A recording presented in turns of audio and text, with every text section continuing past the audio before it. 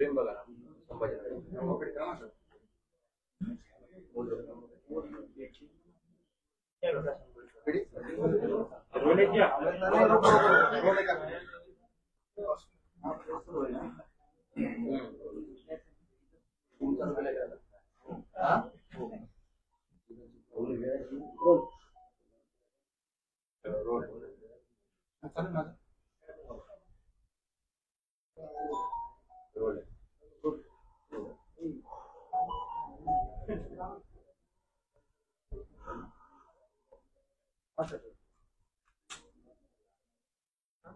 करायचं सुरू पहिलं गॅजेटियरच्या निर्णयानंतर ओबीसी आणि मराठा असा संघर्ष पेटलेला. हा संघर्ष पुढे पेटून नेहमीच तुम्ही सामंजस्याची भूमिका घेत मधला मार्ग काढण्याचा प्रयत्न करतात. आता या परिस्थितीमध्ये तुम्हाला वातावरण कसं वाटतं? ज्यावेळेस सरकारचा निर्णय झाला त्यावेळी म्हणालो होतो की कायद्याला धरून संविधानाला धरून शासनाने निर्णय काही घेतलेला नाही.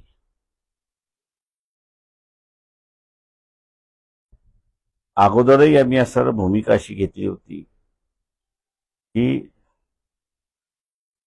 ओबीसीचं आरक्षणाचं ताट हे वेगळं असलं पाहिजे आणि मराठा समाजाचंही आरक्षणाचं ताट हे वेगळं असलं पाहिजे. या दोघांना एकत्र करता येणार नाही.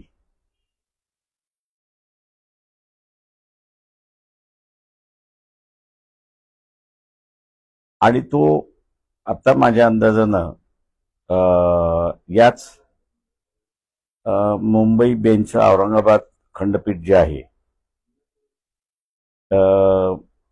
त्याचे असणारे जस्टिस लॉर्डशिप मार्ला पार्ले आणि लॉर्डशिप बगा या दोघांचं असणारं जजमेंट आहे.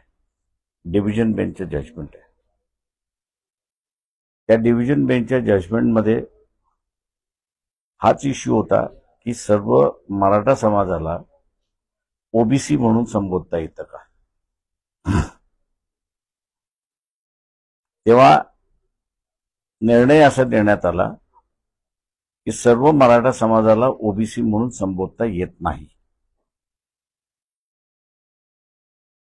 या निर्णयावरती अपील सुप्रीम कोर्टामध्ये करण्यात आलं आणि सुप्रीम कोर्टाने या निर्णयामध्ये तसूभरही बदल केला नाही आणि सर्व मराठ्यांना ओबीसी मानता येणार नाही हा जो निर्णय होता हायकोर्टाचा त्याला त्यांनी असणारा शिक्कामोर्तब केला अशी असणारी परिस्थिती आहे.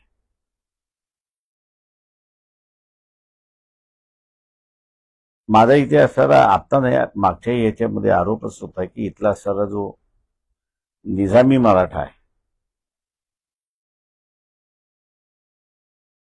या निजामी मराठ्याला आणि तो सत्तेमध्ये बसलेला आहे त्याला रयतेतला मराठा गरीब मराठा आणि ओबीसी यांच्यातलं भांडण लावायचं आहे. त्याला दुर्दैवाने मी असं म्हणेन की हे निजामी मराठा जे सगळ्याच पक्षामध्ये आहेत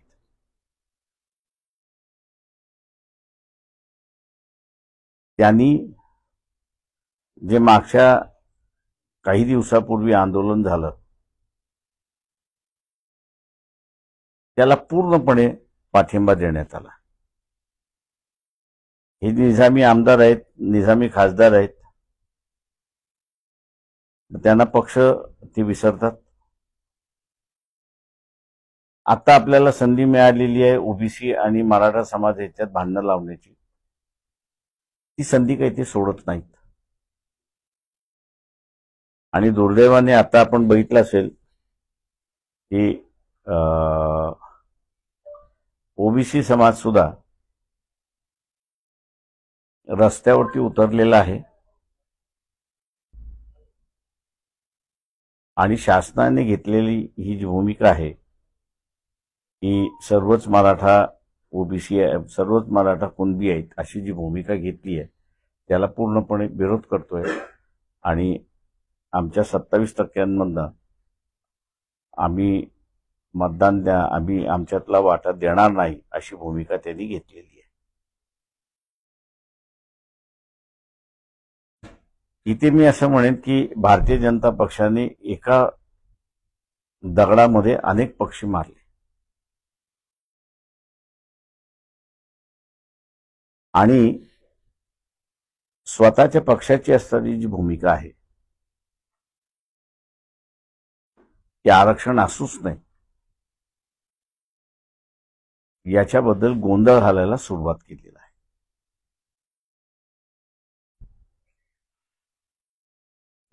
ओबीसी समूह म्हणून जो आहे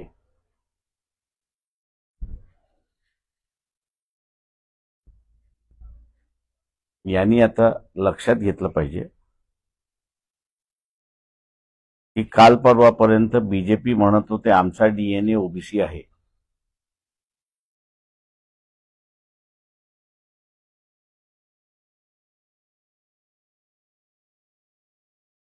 मुळात शत्रू नंबर 1 ओबीसीचं कोण तर भारतीय जनता पक्ष आणि इतर सर्व वंचित सोडून इतर सर्वच राजकीय पक्ष अशी असणारी परिस्थिती. ओबीसीना आता राजकीय सोबती कोणीच राहिलेला नाही. अशा कालावधीमध्ये स्वतःचा अधिकार आणि आम्ही जे म्हणतोय की बड्या कष्टाने आमच्यासारख्या यांनी विश्वनाथ प्रताप सिंग यांना 1990ला पंतप्रधान केलं आणि मंडल कमिशन लागू केला. ते वाचवणं आता ओबीसींच्या हातामध्ये आहे. तेव्हा राजकीय जागृती करणं हा सगळ्यात ओबीसीचा मोठा प्रश्न आहे असं मी त्या ठिकाणी मानतो. आणि स्वतःचं राजकीय अस्तित्व त्यांनी प्रस्थापित केलं पाहिजे. आणि राजकीय अस्तित्व प्रस्थापित करायचं असेल तर 2-4 ओबीसीचे जिल्हा परिषदेमध्ये, नगरपालिकेमध्ये, महानगरपालिकेमध्ये निवडून येण्यापेक्षा पूर्णपणे बॉडी ही ओबीसीची कशी असेल या दृष्टिकोनातून त्यांनी आता वर्कआउट केलं तरच ओबीसीचे अधिकार राहतील. नाही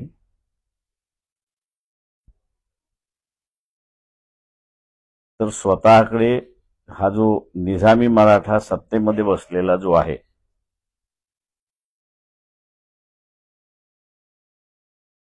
तो 27%च्या 27% हे ओबीसीकडून काढून मराठ्यातले जे कुणबी झालेत त्यांना दिल्याशिवाय राहणार नाहीत.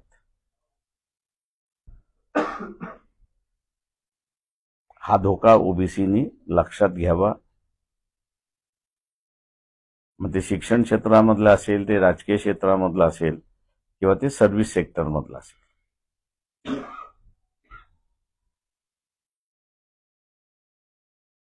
मनोज जरांगे पाटील असं म्हणतात की आमच्या या अध्यादेशाला जर चॅलेंज झालं तर आम्ही मंडल कमिशनला चॅलेंज करू आणि वरचे जे 2% आरक्षण देणार आहे मंडल कमिशनला चॅलेंज होऊ शकतो. माझं 13 जजेसच्या बेंचचा असताना निर्णय झालेला आहे. आता त्याच्यावरती जर जायचं असेल तर मग असताना 15 जजेसच्या बेंचचा निर्णय आहे. आणि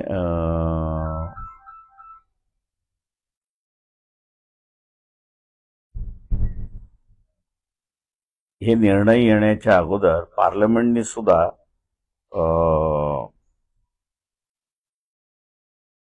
84-85 साली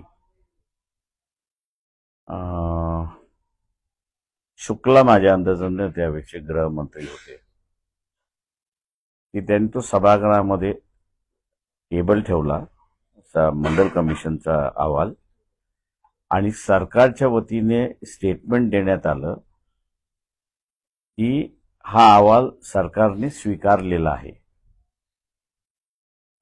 माझी जर मेमरी मला जर साथ देत असेल तर एक उपप्रश्न त्या ठिकाणी विचारण्यात आला होता की त्याच्यामध्ये केलेले जे रेकमेंडेशन्स आहेत, म्हणजे सूचना आहेत, त्या सगळ्या सूचना तर ते म्हटले सर्वच्या सर्व अहवाल आम्ही असायला मान्य केलेला आहे. तेव्हा पार्लमेंटने सुद्धा असताना हा अहवाल मंजुरात केलेला आहे. ही वस्तुस्थिती आहे. तेव्हा आता कोण काय नवीन कायद्याचं उलगडा करतोय तो मला वाटतं बघितलं पाहिजे. तर तुम्ही उल्लेख असा निजामी मराठा असा केला राजकारणातील लोकांसाठी, तर त्याला जोडून असा प्रश्न आहे की भविष्यात हा जी लागू झाला तर ओबीसी समाज हा राजकारणातून, शिक्षणातून आणि नोकरीतून हद्दपार होईल असं आपल्याला वाटतं? होय, पूर्णपणे त्याला जागाच राहणार नाही.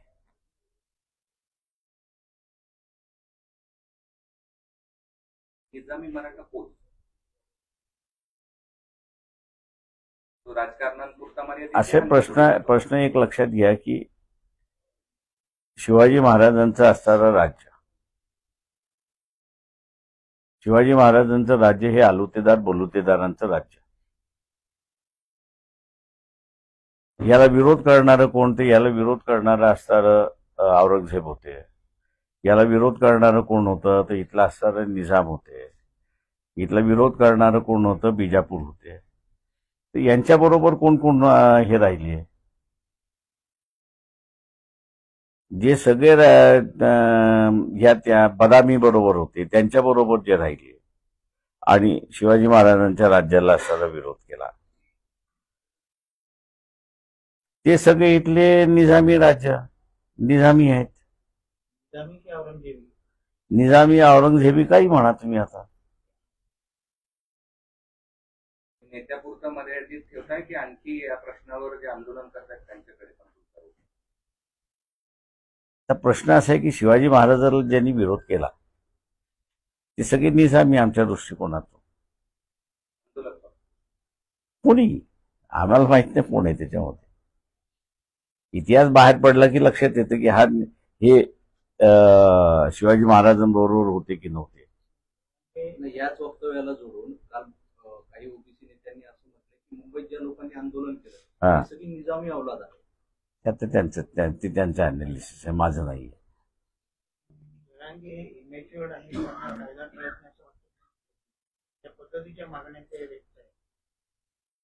माझ्या अंदाजानं त्यांच्या एका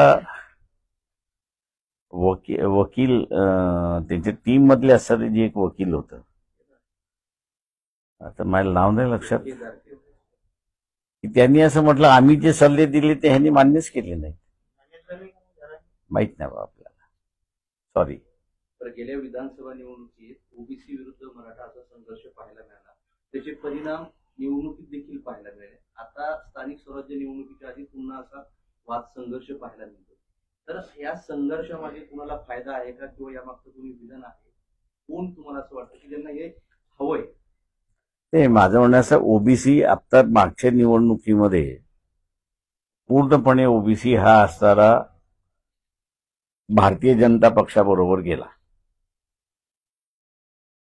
आणि म्हणून भारतीय जनता पक्षाला यश मोठ्या प्रमाणात गेलं, कारण का मराठा समाज सुद्धा त्या बाजूनेच मतदानाला गेला. आणि म्हणून आता आम्ही असं म्हणतोय की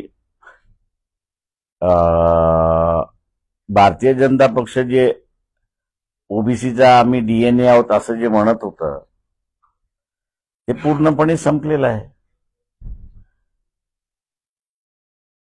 सगळ्यात मोठे विरोधक ओबीसीचे कोण असेल तर मी आता म्हणेन भारतीय जनता पक्ष आहे, त्या का ते सत्तेमध्ये आहेत. तुमचा डीएनए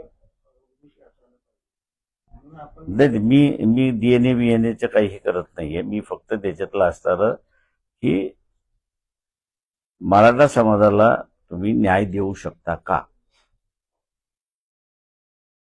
तर आमचं म्हणणं असं आहे की तुम्ही मराठा समाजाला न्याय देऊ शकता, पण त्यांचं ताट तुम्हाला वेगळंच करावं लागेल. एकत्रित शक्य नाही. एकत्रित अजिबात शक्य नाही. ओबीसीची वकिली करणार त्यांच्या बाजूनेच निकाल लागलाय सुप्रीम कोर्टापासून खालपर्यंत. आता त्यांनी त्याच्यामध्ये जी घुसखोरी होत चाललेली आहे ती फक्त त्यांनी थांबवावी. आपण कायद्याचे पण अभ्यासक आहात आणि आपण आरक्षणाचे पण जाणकार आहात. तर तुम्ही या जीआर कडे कसं पाहता, या नव्या जीआर कडे याचे फायदे आणि तोटे तुम्हाला म्हणजे काय मी दिसतात? तुम्हाला जसं सांगितलं की सुप्रीम कोर्टाची भूमिका मी तुम्हाला सांगितलं. त्याच्यातला 13 नंबरचा पॅराग्राफ आहे. मी जर 13 नंबरचा पॅराग्राफ आहे की त्या 13 नंबरच्या पॅराग्राफमध्ये त्यांनी असं म्हटलेलं आहे की सर्वच मराठ्यांना कुणबी म्हणता येत नाही, आणि कुणबी ही काही जात नाही आहे, तर व्यवसाय आहे त्याच्यामध्ये. आणि त्याच्यामुळे त्यांनी असं म्हटलं की सरसकट आपल्याला सगळ्यांना म्हणता येत नाही. आता जीआर मोठा की जजमेंट मोठं.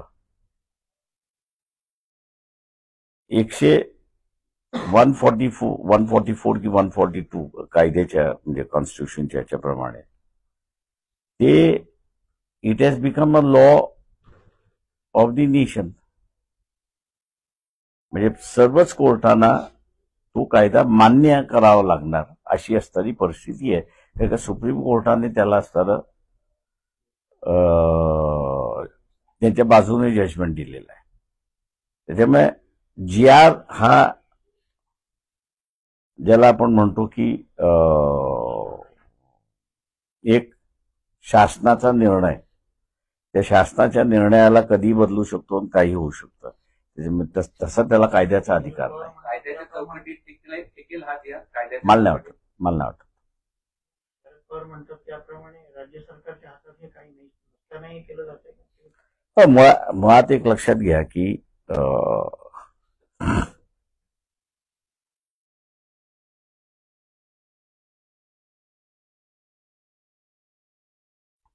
आता मी तुम्हाला एक प्रथा सांगतो. समजा एससी आणि एसटी यांच्या यादीमध्ये काही जणांचा समावेश करायचा असेल किंवा काही जणांचं वगळायचं असेल, दोन्ही बाजूने, तर ह्याची सुरुवात केंद्राकडून व्हावी लागते, समाज कल्याण खात्याकडून. आता समाज कल्याण खात्याकडून ज्यावेळेस ती होते त्यावेळेस ती समाज कल्याण खात्याला पत्र पाठवलं जातं राज्यांना की केंद्राचा निर्णय असा झालेला आहे की एससी एसटीच्या याद्या ज्या आहेत या तुम्हाला बदल काही सुचवायचा असेल, कोणाचं इन्क्लूड करायचं असेल, कोणाचं एक्सक्लूड करायचं असेल, तर ते तुम्ही असणारं घ्या. आता हे पत्र आलं तर कॅबिनेटला निर्णय घेण्याचा अधिकार नाही. कॅबिनेट फक्त तिथे असणारा सुचवतो असं की हे आपल्याकडे असं झालं पाहिजे. हे झाल्यानंतर सेंट्रल गव्हर्नमेंट मानतं कधी की हे तुमच्या विधानसभेमध्ये असेल किंवा विधान परिषद असेल, त्या विधानसभा आणि विधान परिषदेच्या समितीमध्ये याचा निर्णय झाला आणि वगळायचा किंवा कोणाला तरी आतमध्ये टाकायचा हा निर्णय झाला असेल, विधानसभेने घेतलेला हा निर्णय केंद्राला कळवला जातो. आणि केंद्राला कळवल्यानंतर केंद्राला अधिकार नाही की हा मान्य करायचा की न मान्य करायचा. त्याच्यामुळे विधानसभेने एकदा मान्य केला की तो मान्य करावा लागतो, अशी असणारी परिस्थिती आहे. त्याच्यामुळे सिस्टम जी निर्माण केली ती एकाला कोणाला असणारा बॉस केला नाही.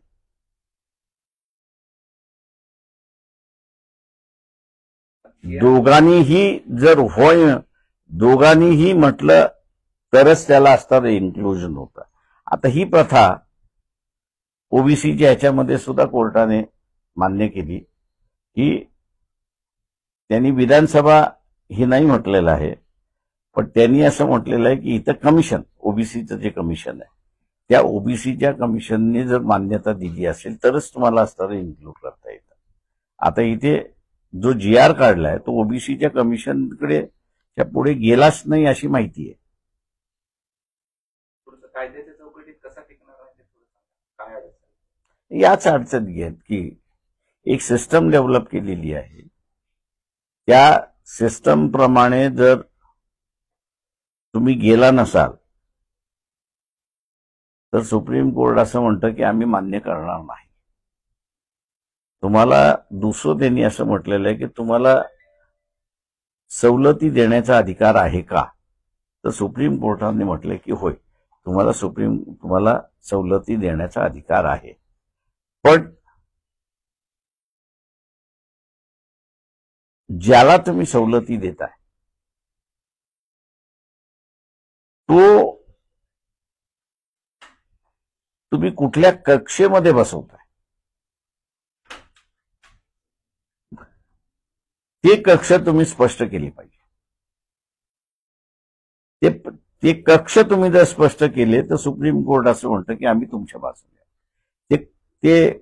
ते कोष्टक जर तुम्ही बसवलं नसाल तर आम्ही मग तुमचा निर्णय मान्य करायला तयार आहोत.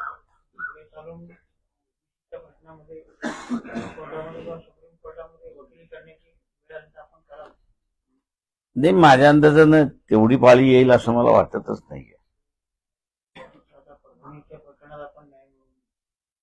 ते परभणीच्या ह्याच्यामध्ये असणारं मी हात घातला याचं कारण असं एक आहे की ठीक आहे, सोमनाथ सूर्यवंशमचा कार्यकर्ता होता, हा वेगळा भाग आहे, परंतु असे अनेक कार्यकर्ते कस्टोडियल डेथमध्ये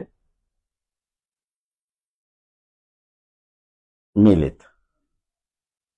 दुर्दैवाने त्यांचं कुटुंब एवढं स्ट्रॉंग राहिलं नाही की जेवढं विजयाबाई स्ट्रॉंग राहिलं तेवढं, आणि त्याच्यामुळे पोलिसांच्या दबावाखाली ते सगळं मिटलं गेलं. म्हणजे एक इंडियन हिंदू मध्ये मध्यंतरी माहिती आली होती की मागच्या वर्षी 1430 कस्टोडियल डेथ झाले, त्याच्यापैकी फक्त 3 जणांनाच शेवटच्या ह्याच्यापर्यंत जाता आलं. म्हणजे उरलेले अर्ध्या रस्त्यातच सगळे संपले मॅटर्स. त्याच्यामुळे पक्षाच्या वतीने आम्हाला असं एक हे दिसलं की जो लॅक्युना आहे कायद्यामधला, तो लॅक्युना आम्हाला सरा भरून काढण्याची एक संधी परभणीच्या मॅटरमध्ये मिळाली, तेव्हा आम्ही पूर्णपणे हात घातला. तिला आता असणारं पूर्णपणे म्हणजे यापुढे आता असणारं कस्टोडियल डेथ हे विदाऊट हिअरिंग किंवा दबावान जाणार नाहीत अशी व्यवस्था आम्ही करतो. मी ते निजामाचा प्रश्न वारंवार यासाठी विचारतोय, थोडंसं क्लेरिफिकेशन यावं. प्रत्यक्षरित्या जे आंदोलनकर्ते आहेत त्यांच्याकडे तुमचा रोख आहे का? नाही, आम्ही असणारा फक्त एवढंच म्हणालोय त्याच्यामध्ये की इथे जे सत्तेमध्ये आहेत महाराष्ट्राच्या, वसंतदादा आणि शंकरराव चव्हाण हे शेवटचे मी असताना मानतो की जे रयतेतल्या मराठा समाजाचे प्रतिनिधी होते, त्याच्यानंतर जे काही मराठा समाजातलं नेतृत्व आलेलं आहे हे सगळं नेतृत्व जे आहे आणि त्यांची वृत्ती ही निजामी वृत्ती आहे, शिवाजी महाराजांची वृत्ती नाही, एवढाच फक्त त्याच्यातला मेसेज आम्ही देतो.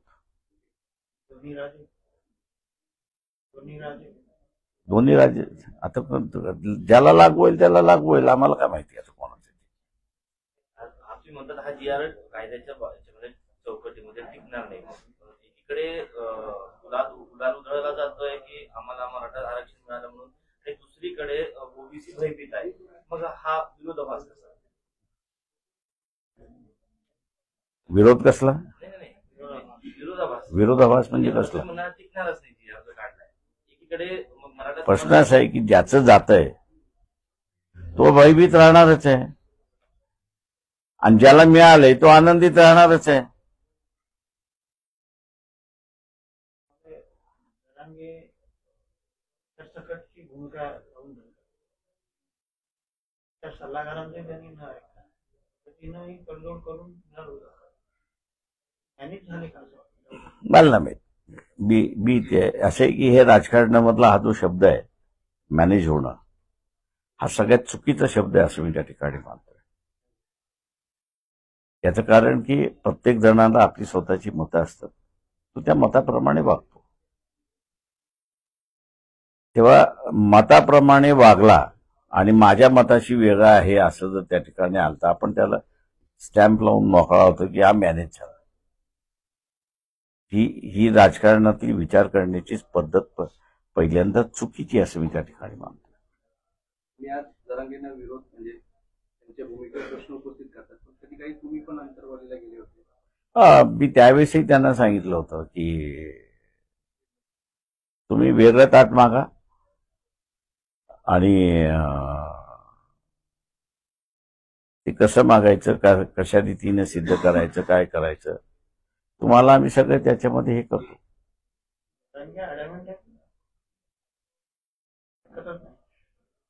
ते आता असे संघटनेने दिलेला सल्ला हा त्यांना मानावा लागेल. हा नाही, काही सल्लागार आहेत माहिती आहे. राजकीय सल्लागार त्यांचे हात आहेत. ते मला माहित नाही. पण राजकीय सल्लागार. थँक्यू. चला, शेवटचा प्रश्न. थँक्यू. त्यांनी 17 तारखेचं अल्टिमेटम दिलंय, जे सर्व काही सरकारने सांगितलंय, त्यांची नोंदी नाहीये, त्यांनाही प्रमाणपत्र देण्यात यावं किंवा तालुक्यात एक तरी द्यावं, अन्यथा पुन्हा आंदोलनाची भूमिका स्पष्ट करणार. शासन ते बघून घेतील. पण 8 दिवसात भूमिका बदलली. दूध आणि भाजीपाला मुंबईला बंद करून, मुंबईचं दूध आणि भाजीपाला मुंबईचा डेली नीड्स ते बंद करू. 8 दिवसात चांगलं आहे. त्यांच्या मालकीची. मुंबई कोणाचीच नाही, मुंबई स्वतःचीच आहे. मुंबई ही महाराष्ट्राची आहे, याच्याबद्दल दुमत नाही, पण मुंबई ही स्वतःचीच आहे. त्याच्यामुळे असं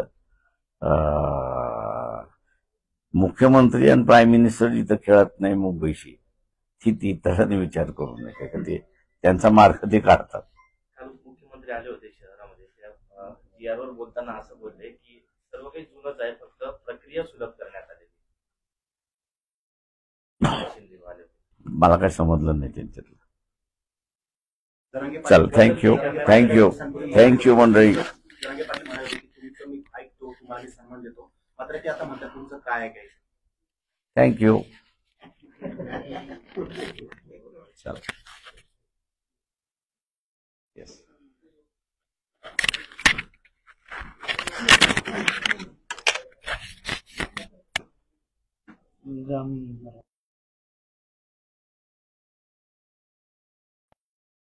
आज कोर्टामध्ये हे होईल.